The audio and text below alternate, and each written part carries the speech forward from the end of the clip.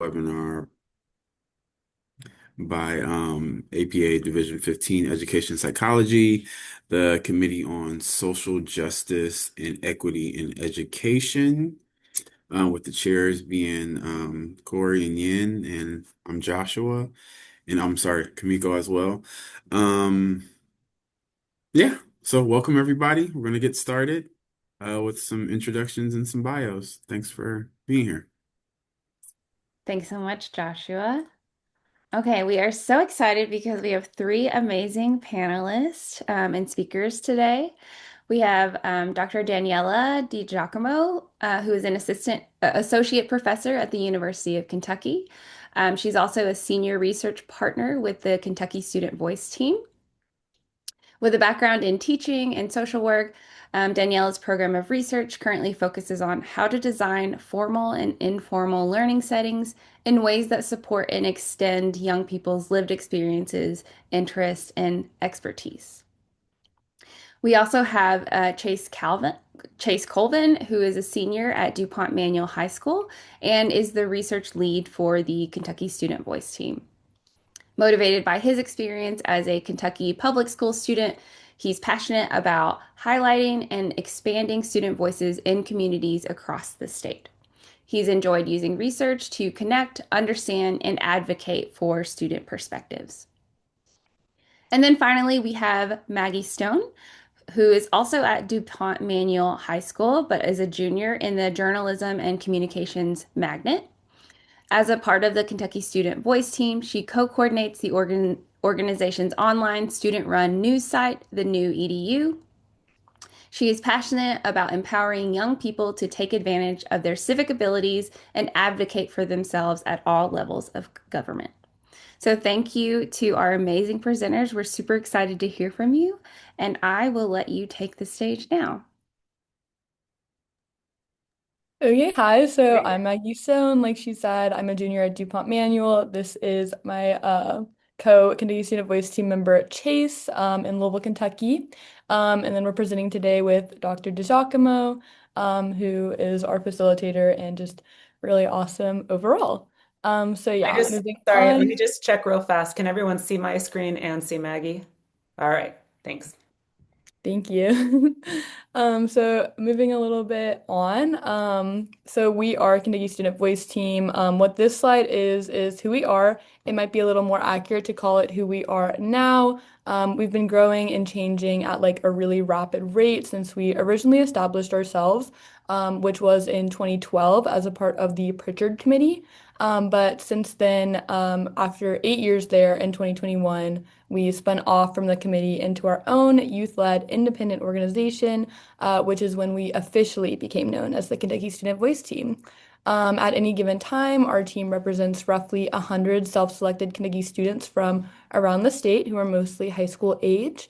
And our mission is a very ambitious one. So we believe that as young people who spend 35 hours a week in Kentucky classrooms, students can and should contribute to making our schools and communities better.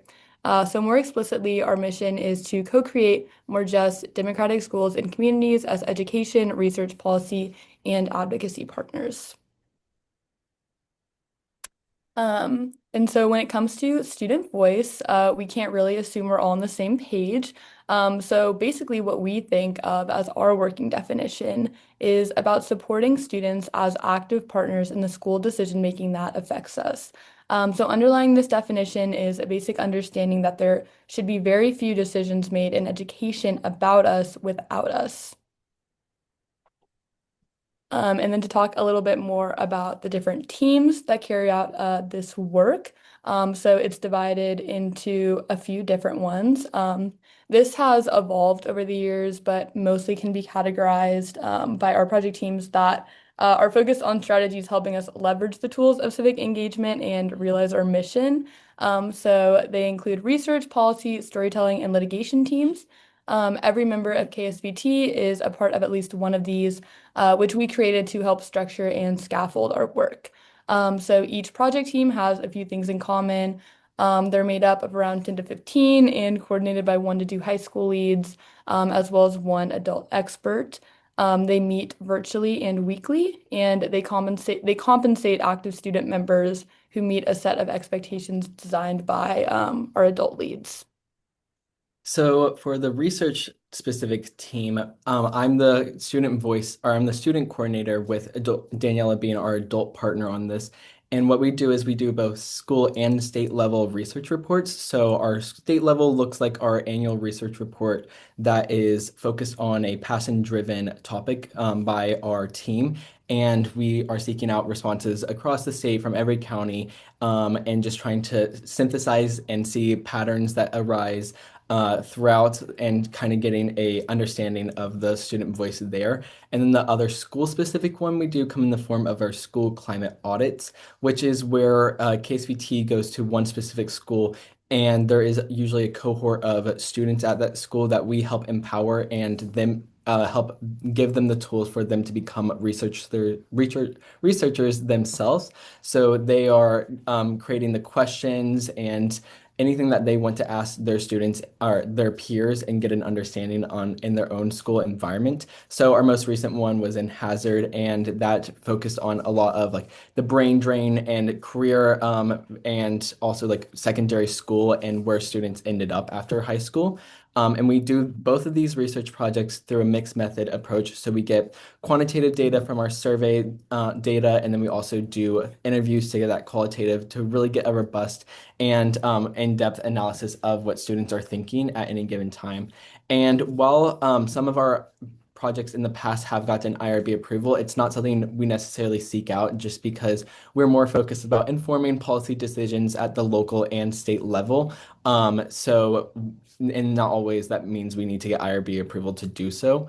And what we do is that we publish our research onto our website, and we are able to have op-eds written with, or we get in touch with our partners at the KDE, Kentucky Department of Education, or Kentucky Board of Education, or any other policy partners we may have, and inform them of our findings. So to talk more about how Kentucky's political climate being a supermajority or supermajority Republican supermajority, and how that has affected KSVT specifically in our research, we noticed a decline in our research responses. So my freshman year, which was 4 years now, a bill was passed called SB 150, and while this targeted a lot of censorship and book bannings on books, it also included a lot of parental advisory and what can be said in the classroom and what's being distributed to students. So this really harmed us with our survey distribution and dissemination because administrations, principals, and district-wide administration couldn't as easily pass this out to students and couldn't get this out because they needed the parental consent. So it dramatically decreased, we saw it dramatically impact and decrease our response rate. So for Race to Learn and Coping with COVID, which were after COVID ended and was right before we did the data collection before this bill went into place, both of those had around 10,000 responses. And then in 2023 to 2024 school year, we did data collection for Beyond the Ballot, and that was the first year with the new bill in place. And that got around 2,300 responses. And recently we've seen a similar decline in just responses. And so this Kentucky policy has really impacted how we can get as much of student voice happening and YPAR research and how that can work. And then for the next part of KCT and how we have been navigating this political climate is that we've been trying to be more strategic about our recruitment process. So we've noticed a trend in our membership coming from the Urban Triangle, which is Louisville, Lexington, and Northern Kentucky, which borders Cincinnati. And those students and just a general trend of KSVT members have more left-leaning political affiliation or ideologies. And that's not necessarily what KSVT is pushing. We're not saying that we're not trying to be one party or another or one leaning or another. We just believe that education is a nonpartisan right and a nonpartisan thing that everyone should be trying to protect and trying to gain. And so we've been trying to really just be strategic in who we are approaching, who we're recruiting in KSVT to have a more balanced perspective on people from students of different political ideologies and trying to get their perspective in their education and what they believe as well. And I also pulled a little clip or a little screenshot from our most recent research report that asked a demographic question of how they would describe themselves politically. And I thought it was really interesting that there isn't this necessarily dominance on the liberal versus and very liberal. Those are the most represented, but it is more spread out than I was expecting. And so I think that is hopefully a good sign that KSVT recruitment and what we're doing to help get the survey out is showing a little more diversity in who's taking our surveys. And then, so that was all research side stuff. And then for storytelling, this is what Maggie leads. And so there's the new EDU, the storytelling side of KSVT. The new EDU is our journalistic platform where students can publish op-eds or anything that they have interest in looking through in education. And then we also have our Get Schooled podcast. So they do podcast episodes on various topics on education. And then we also have our KSVT comms team, and they make our research reports look very pretty, and just our website look very nice and presenting and getting engaged with the community.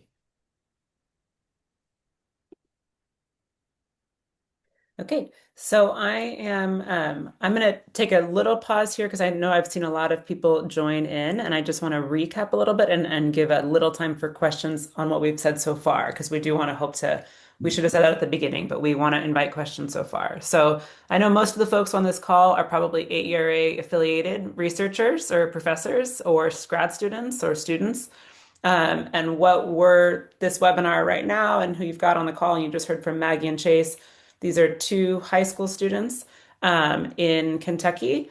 I'm a professor at the University of Kentucky, and together we're part of an organization called the Kentucky Student Voice Team, where we work together in the areas of research, policy, we're going to talk a little bit about, and then journalism.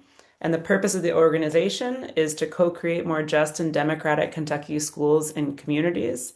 And we do that from this is a youth-led but intergenerationally sustained model. And I want to just mention it's distinct from, the purpose of this organization arose. You can think of it like a bit of an after-school youth organizing group, but the purpose is to actually inform policy and practice and make schools and communities more just and democratic. So it is not a youth development for youth development's sake or academic enrichment for academic enrichment's sake. The idea is to amplify actual student voice and power within schools. And so that's what we're talking about. And in particular today, we're talking about the ways in which the actual research that we do as a youth-led intergenerationally sustained organization works to inform policy at local and state levels. So I just want to pause real fast. I can't see the chat, so I want to ask if people can just come off mute if there are any questions so far about what has been said and/or the organization as a whole before we talk a little bit in particular about some of our most relevant policy work today.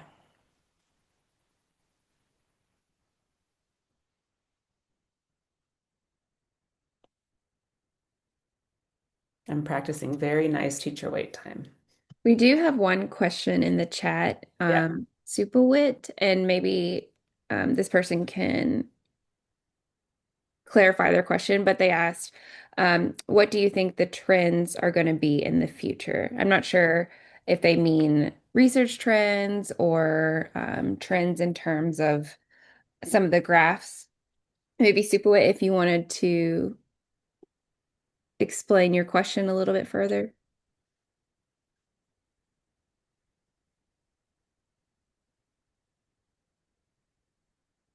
Hello, could you hear me? Yes, we can hear you. What a nice presentation. I am here in Thailand. It's 2 a.m. now. My question is that as I heard you present about the change in policy of like governmental policy that affect the answer of participant or something like that. So I wonder, is it going to continue like this during Trump administration, or do you think it will change in the future, and which way it will change? Thank you.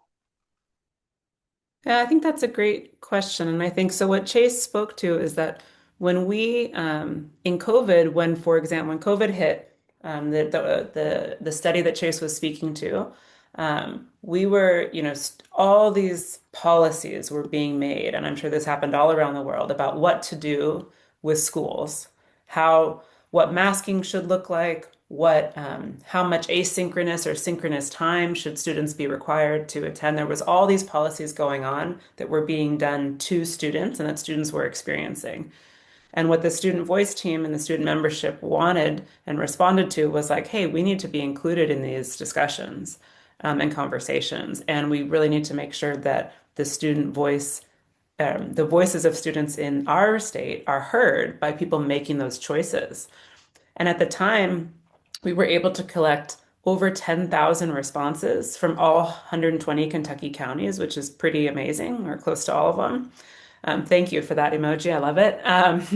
You are more awake than me, and it's 2 o'clock here.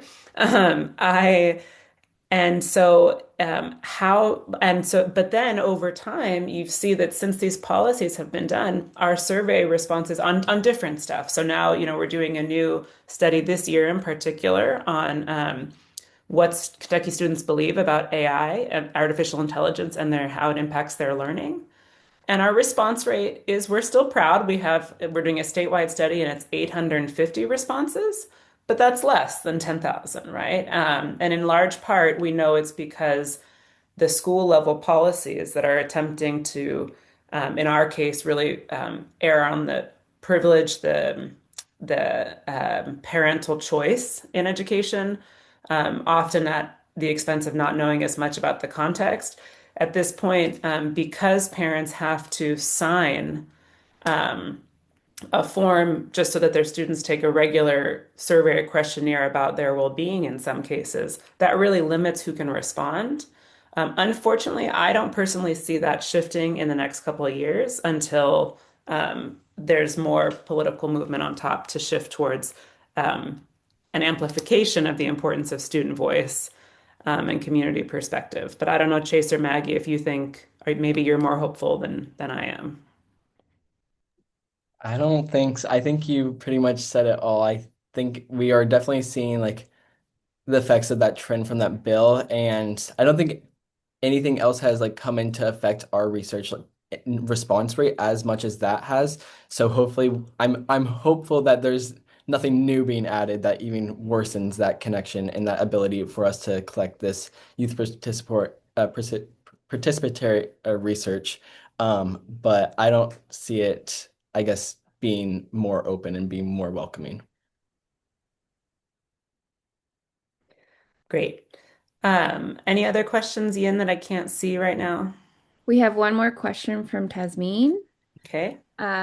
I'm curious what students' experiences have been like when interacting with administrators and policymakers.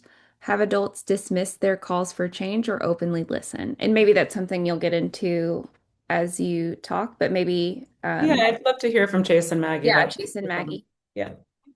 Yeah, for sure. So I think the question of administrators and policymakers is definitely very different and it's very divided. I know that depending on the school and the county you're in Kentucky, you can get a very different response from administrators when you're trying to ask for a change. Like one part of Kentucky Student Voice Team that's really awesome is just our geographic diversity. So we have students from all over the state here. And as a journalism coordinator, we host a lot of like roundtables where we do like a discussion on a central topic and then we transcribe it and we post it on our website. And I feel like having run a couple of those, it's definitely been really illuminating to hear about like how schools in other places react to the perpetuation of student voice. I know here and at our school, we do have a really great administration and a really great base of students who are passionate about pushing for change and passionate about being represented. But that's not always the case in other places,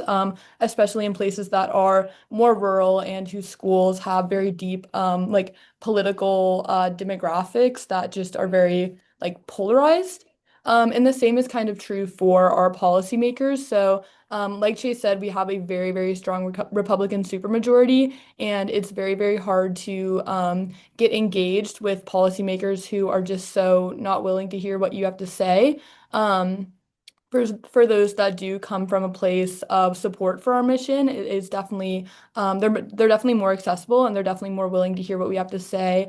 But in the past, when we have tried to reach out to lawmakers who haven't necessarily been on our side historically, it's been a lot tougher to get that response and get that engagement from them. So Yeah. yeah. And I was just going to add that KSVT in the past has introduced a bill to help provide students more voice in our education. So we've introduced bills into our state legislators to have a student board or a student board member being on like the Kentucky Board of Education. And we haven't yet got that passed, but that is one way like we've tried to amplify student voice, and we've been shot down by our Republican majority legislators. And I think partially we've also seen, kind of going back to the idea of the party alignment that people think KSVT has when we don't, is that like when we try to interact with these Republican lawmakers, they maybe tend to see KSVT as a Democratic organization, so they're not as eager or not as willing to work with us. So we're really trying to break that and let them know that like fighting for education has no party lines, and trying to work with that in this political climate. Yeah, that's right. And so I think what I want to talk through a little bit is that I think would be relevant for folks on this call too, because a lot of us are in AERA, like are in this research forward world. And so again, I just want to make clear that KSPTA as an organization, one of its components is research, and the research is driven by the interest of the students. But what's really amazing, and I think all of us should do as academics, but it's not always the norm, is then do things like write an op-ed about the study that we just conducted and if it's relevant, and get it out in the world for particular audiences, or make a more accessible white paper, or wonder, and think about, is there a way to impact the thing or the phenomenon that we just did this study about? And so I know not all of us are trained in what maybe might be community-based or youth participatory methods, but that doesn't mean that our research ought not go further than just to conferences and journals, right? And at the higher academic level. Because often I know a lot of us, especially in this special interest group, care about things like social justice. And so we have to act on them. And I'm sure a lot of you do already in your different areas. So what's really been a privilege for me as a professor to be able to support the student voice team as an adult ally is that it just looks a little bit different in terms of the timeline. So we can give an example. Again, I'm going to harken back to the COVID study. In COVID, we did this big study across the state. And the first things that we did after we collected the data, co-collected the data, collectively analyzed it, we put it in the form of a report that was accessible and then an executive summary. And then we shared that report for people on our end that are levers of change. So the different Kentucky educational cooperative groups, schools, districts, whether or not they asked for it, we shared it with them.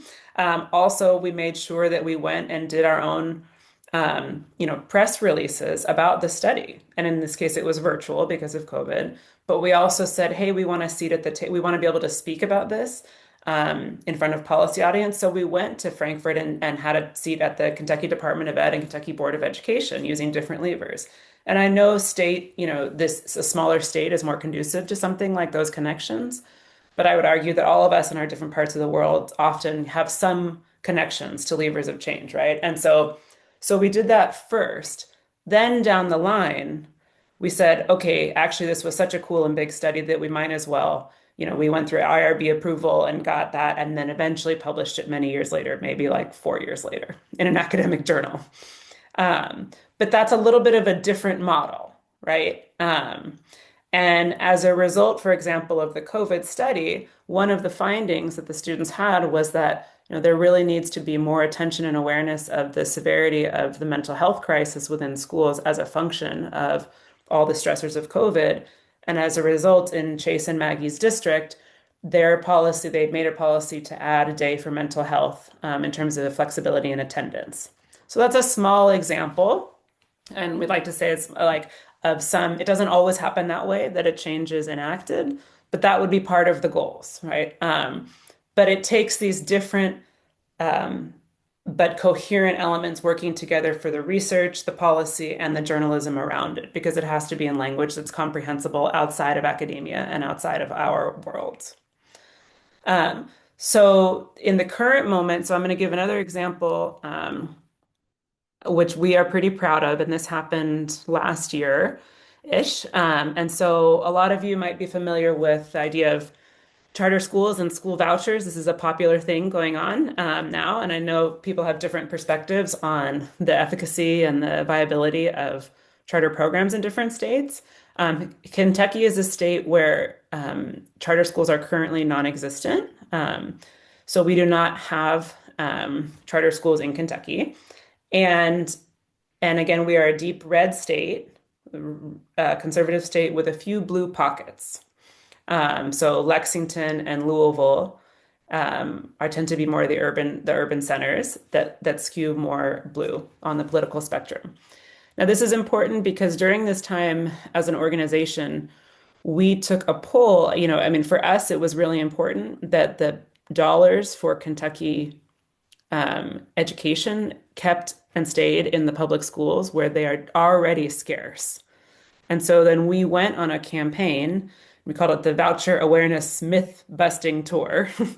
You see Chase hanging out of a bus that is not AI, that is real, and spread awareness around a lot of the inconsistencies that were being framed in the narrative about why vouchers made sense in Kentucky.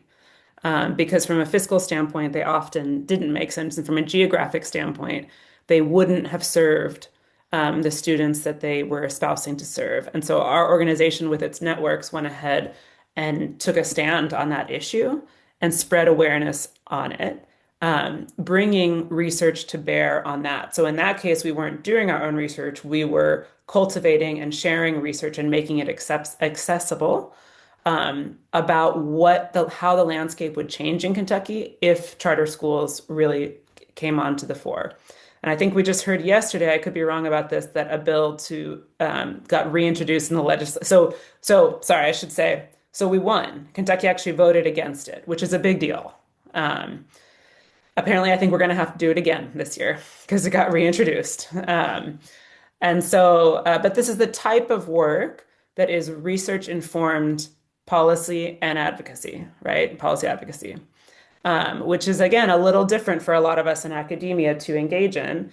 But I'm able to do this as an independent person and someone who cares in the community outside of my day-to-day job at the university. Another pretty exciting moment for us is currently going on right now. So we are actually, and some of you may have heard about this, but we are actually involved in a lawsuit, and it's called Kentucky Student Voice Team versus the Commonwealth of Kentucky. And what this is we are coming together as an organization after having done our own research for a very long time on student experiences in schooling in Kentucky. And we want to hold our state to account for providing a fair and equitable education for all students, which is outlined actually in our Constitution. So Kentucky has one of the strongest state constitutions in the country, but some of the worst performing outcomes and the most inequities. And as a function of that, we were sought out probably 4 or 5 years at this point from a group called the Harvard Youth Policy Lab at Harvard and Columbia, by a team of lawyers there who care a lot about educational justice and youth civil rights. saying that, are you open, that you're an active organization? Are you open to exploring if it makes sense to bring a litigation to the state level to argue in a bipartisan way for to uphold what our Constitution says it's going to offer for all of our students? And so again, we are bringing research to bear on this question. So we are not lawyers, obviously, but we are working with a law team. And because we care, because our research has shown, as well as other research around the state, that we could do better still in providing a fair and equitable education, we continue to engage in these ongoing cycles of conducting small studies, sharing those studies, and getting the word out in a way that we hope leads to more equitable student learning experiences across the Commonwealth of Kentucky. So you can follow our lawsuit if you're interested. You can, but we recently received, we heard back from the Franklin Circuit Courts, which are the circuit courts in our capital, that they, I don't want to get this wrong, that they are allowing the motion to file the suit to move forward. And so what that means now is that we're entering into the evidence collection phase, and the law team is entering into the evidence collection phase, where this will actually go one day, potentially to trial. And so we are hoping as an organization that we will get to really have a voice in what the reforms come from this sort of litigation. All right. So it was a lot of information. I know I want to not only give time for our discussion, but I want to pause here to ask for any clarification or questions about things that any of us just said now, and I'm happy to go back to different slides. I would also encourage, if you're interested, you can follow us on social media or our newsletters. And we are one of many student voice organizations across the country. And so there is a broader movement, I think, really to incorporate not just incorporate, but to foreground the importance of youth and student voice in educational policy and research and practice. And so we work with others to build coalitions for this across the state, not just in our own. So we are happy to have presented and hope that you all will consider the ways in which you can also partner with young people in your areas to ensure that they're a part of, at least in some ways, of some of the research that you're all doing. Okay.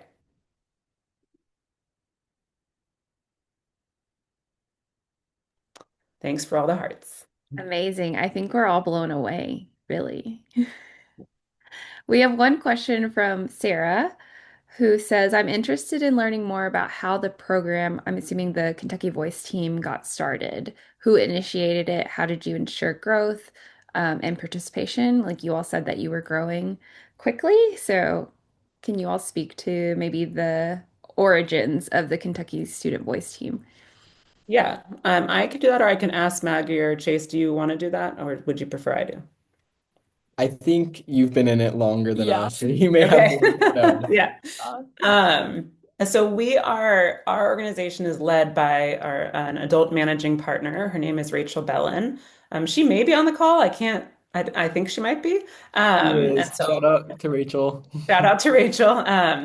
So originally, and I've been involved for about 7 years, but Rachel has been involved for, I think, almost 2 decades. And so this group, the Student Voice team, was born out of a group of students who about 15 years ago were part of an organization called the Pritchard Committee. And the Pritchard Committee in Kentucky has been an educational advocacy and research organization, really advocacy organization for a very long time with a strong history in the state. And as part of that organization, students came together to want to have a voice on that organization, but then it kept growing and growing.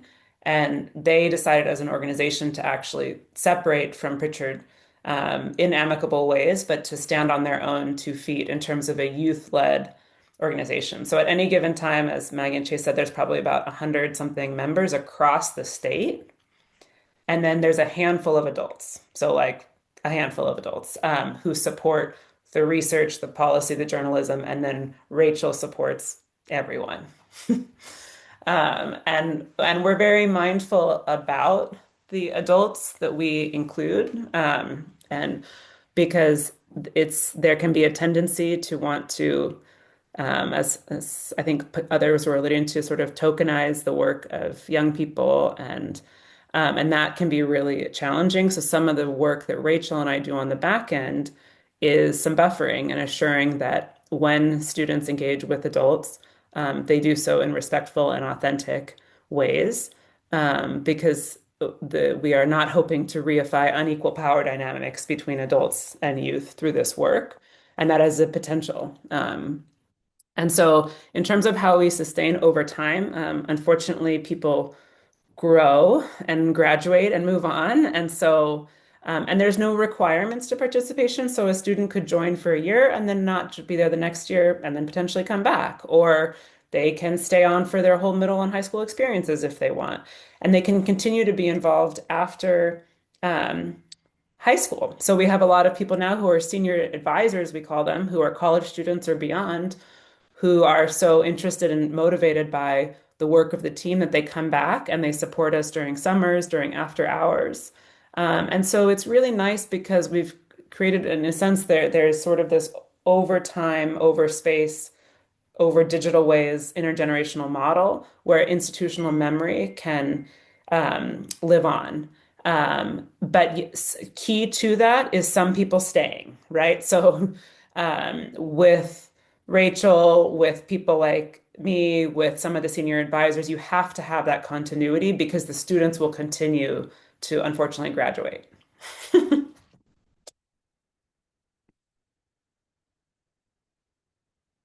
Oh, I want to speak to some of our funding real fast. So we are soft money funded. And so we operate through grant funding and we are actively applying for grants all the time. So this is not something that is through like a 21st century model, or we do not get federal funding. This is grant money funded.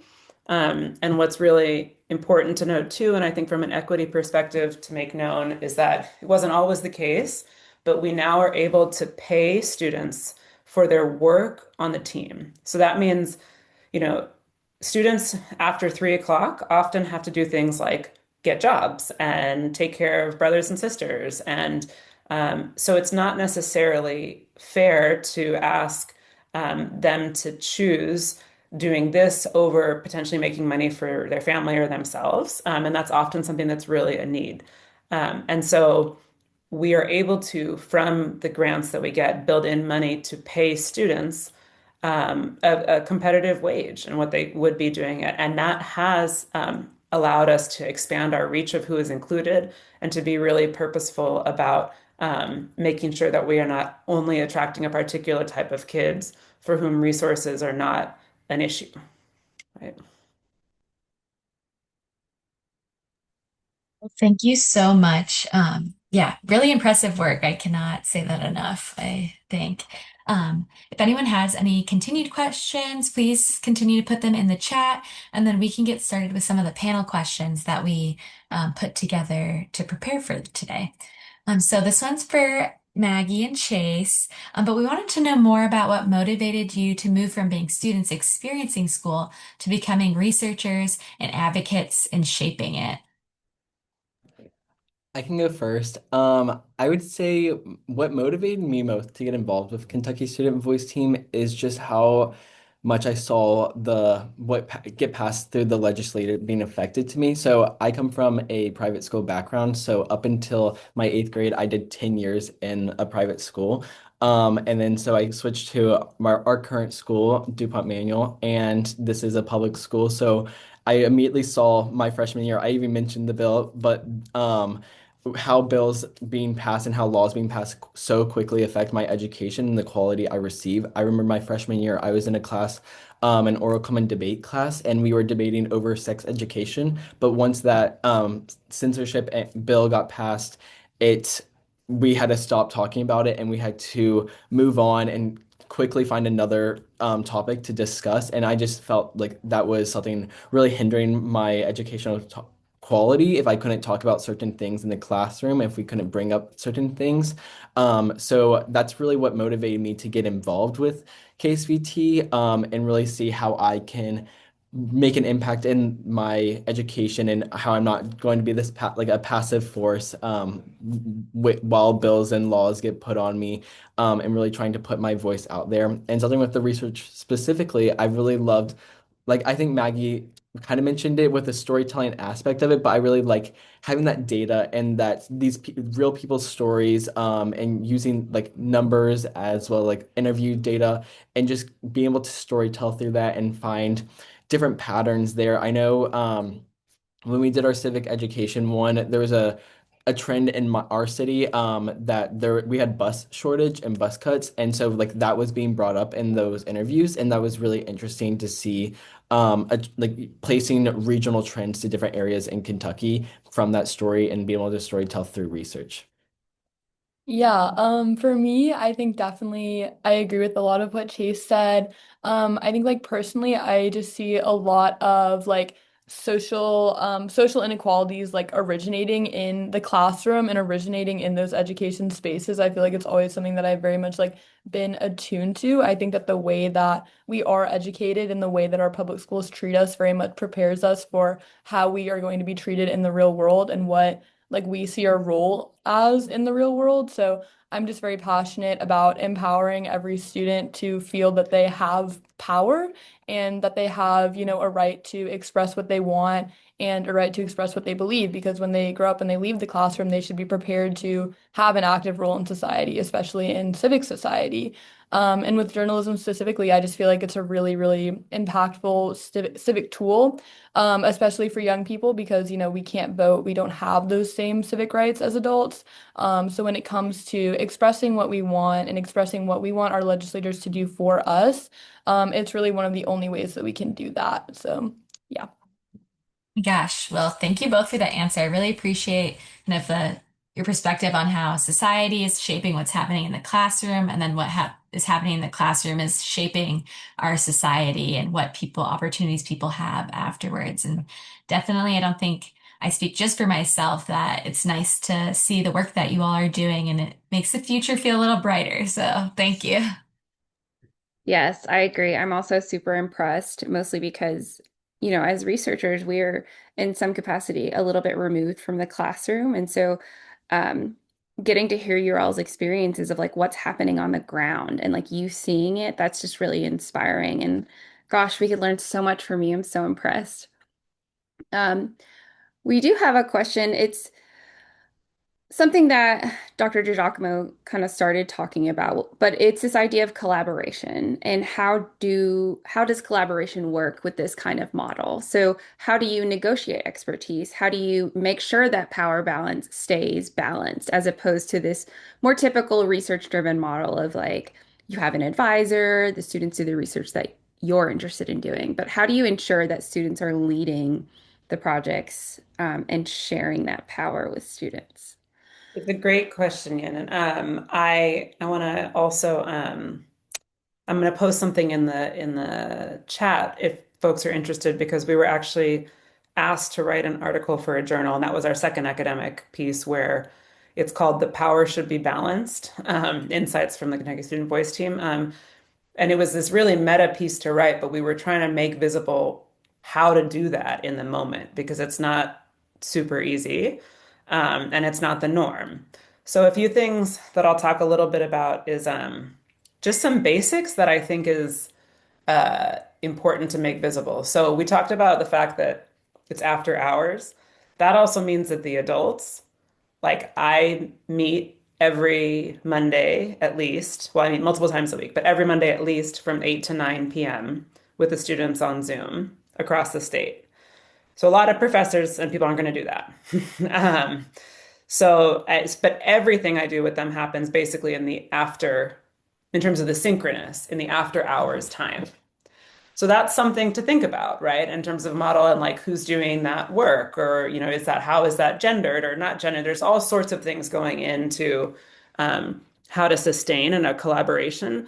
If I were to say to the young people, or if the journalism lead would say like, well, no, actually I can't meet after 4 o'clock this week at all because then that doesn't work. Then in fact that dialogue can't happen because not everything can happen asynchronously. And we know that that sort of dialogic back and forth learning and in the movement in the moment repositioning has to happen in part synchronously. The other thing is we're able to do the work because we leverage free platforms like Zoom and in some ways and Slack. And group text messaging. So in terms of how the work gets done in the collaboration, we're able to be on the same playing field in terms of that. I personally didn't love Slack. It doesn't really matter what I feel about it, but now here we are, and I'm on Slack all day. So you have to meet the community members, in this case, the students, where they're at in terms of facilitating that collaboration and work. I use a lot more emojis than I probably typically would. And because again, like that is meeting students where they're at. And probably the emojis don't make a lot of sense. And then the other thing in terms of the repositioning is naming, because a lot of times students come into the space with ideas about it should be the adult talking most of the time and providing the answers most of the time, like a class. The adults who work with a student voice team have to continually reposition the lived experiences and expertise of the students as the most relevant. Because sure, some students come in openly talking and having this, but that's not everyone. And so trying to continually reposition their expertise and lived experience in the school room as the most relevant thing to be talking about when we're thinking about learning and teaching is something that the adults who are involved have to continually reposition and do. Because yeah, you have to make visible those power dynamics, those unequal power dynamics. And I'm going to go ahead and post that in the chat right now while maybe another question is being asked to the students. Thank you. And we can also share that article out to everyone who registered as well. Great. But yeah, I can imagine that's definitely not how I was trained. Like that's a different model, but it's a learning curve. And I like the emphasis on like continual reflection and just, centering that voice as much as possible. But also like this idea of like, yeah, it's not easy. Sometimes we have to like rewire our brains to make sure that we keep doing it because we could easily lose that thread, right? Agreed. And even thinking about like who is centered with power of like when you decide when to meet and you're giving your availability. So really wonderful point. I have another question for Maggie and Chase. So what makes faculty researchers effective partners in the student voice work? And maybe I'll repeat that. I feel like you guys just got talked to. Yeah, yes, we got told that we have like 10 minutes left in this room. But Okay, if you could absolutely. repeat that. Absolutely. Jason and Maggie are hiding in school right now for everyone else. Like very committed. So, all right. What makes faculty researchers effective partners in student voice work, and what might unintentionally make students feel unheard?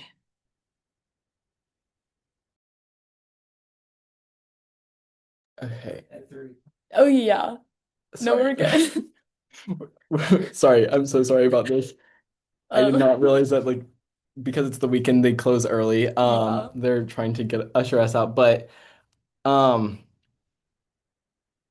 I would say faculty research makes helps our student voice really providing that expertise.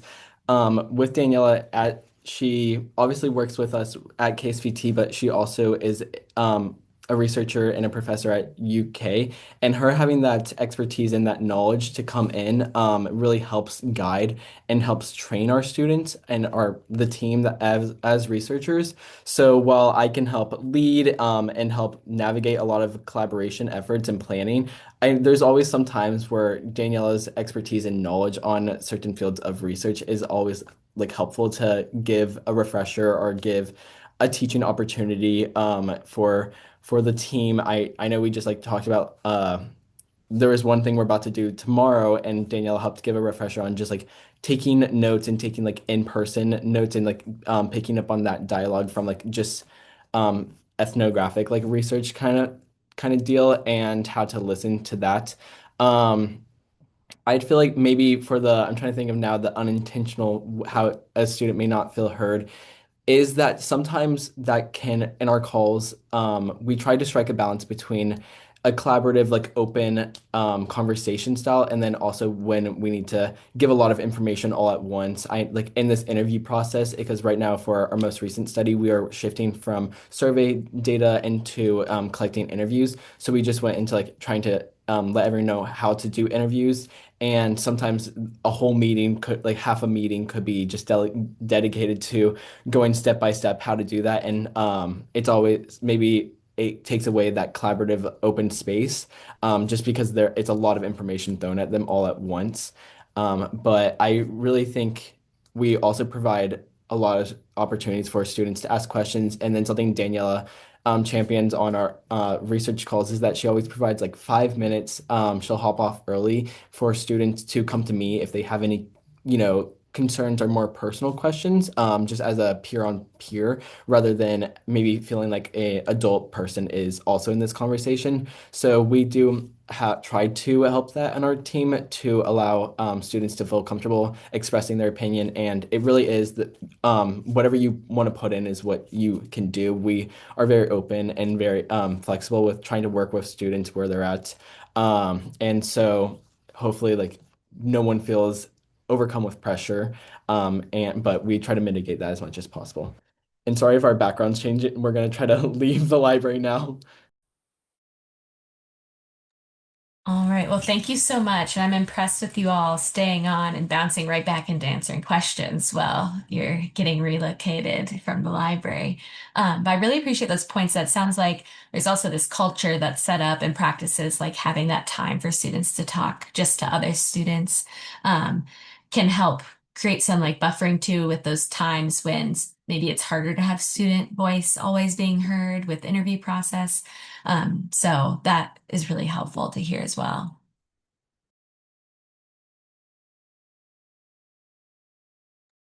I think we might be out of time. Does anyone have any last minute, like, I have to get this question in before we close our session?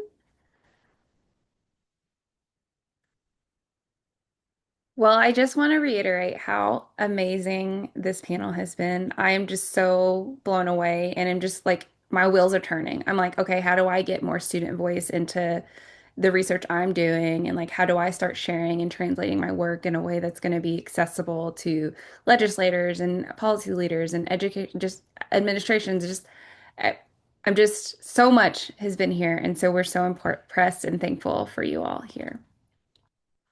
Before we all hop off, I do want to pass it over to Dr. Nikolai to talk about some upcoming webinars briefly. Yes, thank you. So this is only the first in our series of doing the work when it matters most. And we came up with different topics that we think have been impacted by recent legislation and also kind of just the context and climate that we've been in. And so we're going to have upcoming webinars that focus on teaching, publishing, and research. And one thing that is really special about these, and I think we had just the most excellent first session possible, is that we're also talking to people outside of our traditional circles that we often talk to in educational psychology and really valuing their lived experiences and knowledge. So that is why we're so thankful that Maggie and Chase were able to join us and thankful for Daniela for doing this work. But at each upcoming webinar, there's going to be people that are like K through 12 teachers talking about their experience, editors potentially talking about publishing, and then also we'll have outside sources coming in to talk about research. So join us back for our next sessions. This will be a tough one to beat. I think we set our expectations really high. So just thank you all again for being here with us and take care.